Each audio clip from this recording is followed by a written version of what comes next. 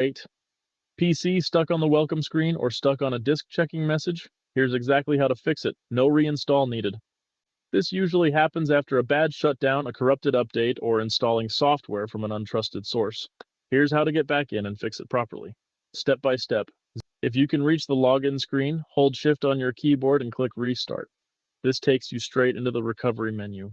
If your PC won't boot at all, hold the power button for 10 seconds. Do that 2 to 3 times, and Windows will open the same recovery menu automatically.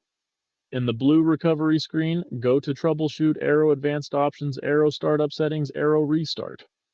Press 4 or F4 to boot into safe mode.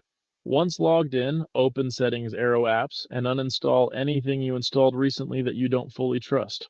Open File Explorer, go to your Downloads folder, and delete that installer file for good. Open Command Prompt as administrator, type sfc/scano, and press Enter. This repairs any corrupted system files automatically. One tip, this almost always starts with installing software from an untrusted source. Stick to official downloads. Got stuck on a boot issue? Drop it in the comments. Press Windows key plus R, type app data, and hit Enter. Navigate to Local, open the temp folder, and delete all the files inside.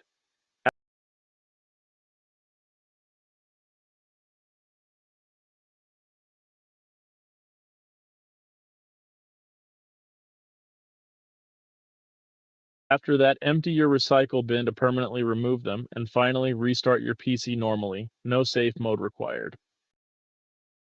That's it. Windows boots normally again, system files are repaired, and you've likely freed up several gigabytes of space too.